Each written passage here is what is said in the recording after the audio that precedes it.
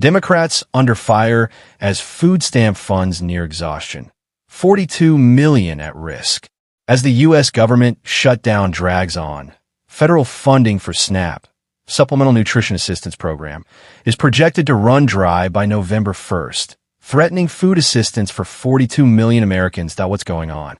The U.S. Department of Agriculture, USDA, notified state agencies that its SNAP funds could be exhausted if Congress does not pass new funding.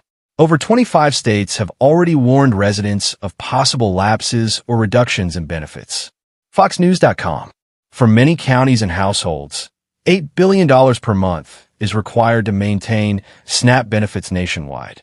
Meanwhile, WIC, Women, Infants, and Children benefits, which support roughly 7 million low-income women and children under 5, are also at risk due to the same budget constraints. Political blame and incentives. Republicans are putting pressure on Democrats, accusing them of refusing to reopen the government unless their demands, such as expanded healthcare programs, are met. On the other side, Democrats are demanding that any continuing resolution to keep the government open include provisions that preserve or expand Obamacare subsidies and oppose cuts to Medicaid.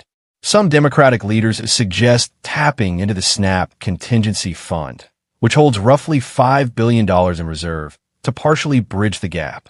However, that sum is far less than what's needed for a full month's distribution. House Minority Leader Hakeem Jeffries, Democrat, New York, argued that reallocating funds is possible, but that the administration is choosing not to, in part due to political calculations. State and local reactions.